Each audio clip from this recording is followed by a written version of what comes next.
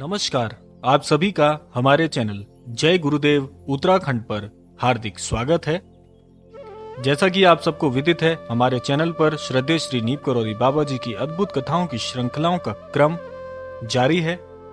उस क्रम में ही आज की अद्भुत कथा आप सभी को महाराज जी के प्रति एक विश्वास और महाराज जी की लीलाओं का एक विमोचन करती हुई नजर आएगी। तो बिना देर किए आइए आपको लेकर चलते हैं आज की अद्भुत कथा की ओर। जो महाराज जी की गुफा है उससे संबंधित ये अद्भुत कथा है। तो नीप करौरी गांव की जिस गुफा में महाराज जी ने साधना की थी, उससे कुछ ही दूर एक कुआं था। महाराज जी अपने भक्तों के साथ वहां बैठे हुए थे, तभी एक स्त्री वहां कुएं पर पानी भरने आई। जब वह पानी भरकर लौटने लगी तो महाराज जी हंसने लगे, एकाएक हंसने लगे। किसी को भी मालूम नहीं था कि महाराज जी के हंसने का कारण क्या है।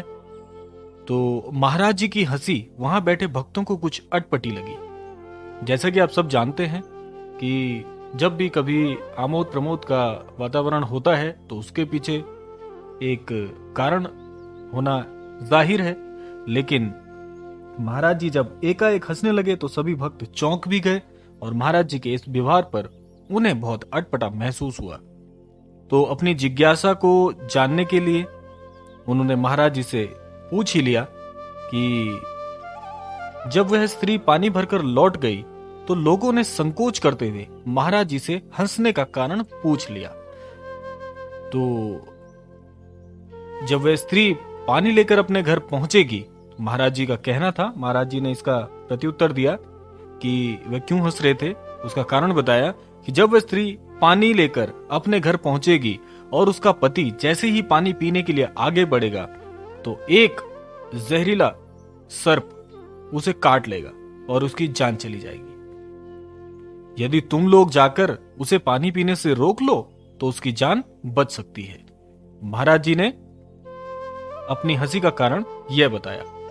तो ऐसा सुनने के बाद जो भक्त वहां पर बैठे हुए थे वे महिला के लिए, जिस दिशा में महिला गई थी उसके पीछे दौड़कर गए।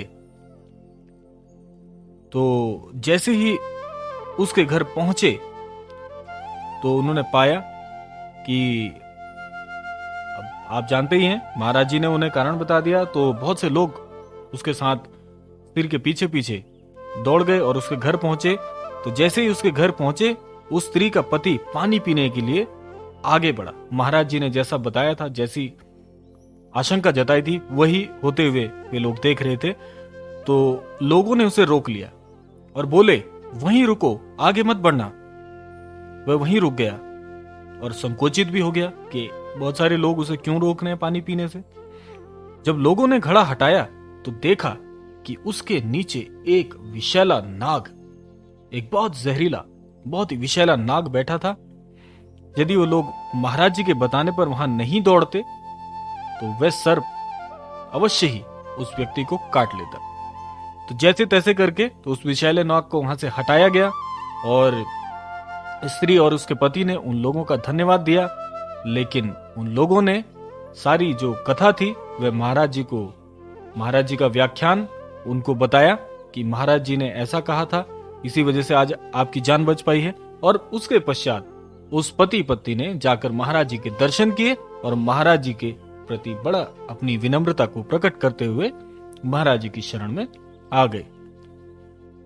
तो आज की इस अद्भुत कथा से आप सभी को यह अवश्य जान पड़ेगा कि महाराज जी अंतर्यामी हैं आज भी, और उस समय भी महाराज जी ने ऐसे ही ना जाने कितनी अद्भुत कथाएं, ऐसी अद्भुत लीलाओं से एकाएक जो असमय मृत्यु होती है, ना जाने कितने लोगों की असमय मृत्यु को टाल दिया।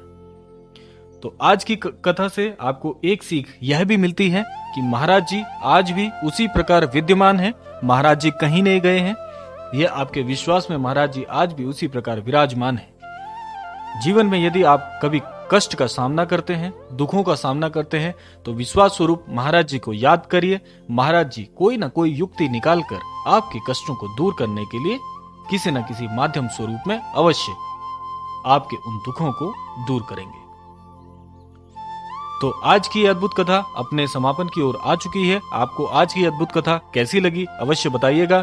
नए दर्शकों से हमारा आग्रह है कि जो भी यह वीडियो अभी देख रहे हैं हमारे चैनल के साथ जुड़िए, उसे सब्सक्राइब करिए ताकि आपको भी महाराज जी से संबंधित इसी प्रकार अद्भुत कथाओं की प्राप्ति हो सके और आप हमारे चैनल के माध्यम से महाराज जी के इस अद्भुत कथाओं के संस्मरण में जुड़ सकें। तो अपने शब्दों को विराम देता हूं, मिलता हूं आपसे अगले क्रमांक में ऐसी ही किसी अद्भुत कथा के साथ में। तब तक के लिए जय श्री राम, जय गुरुदेव, जय उत्तराखंड।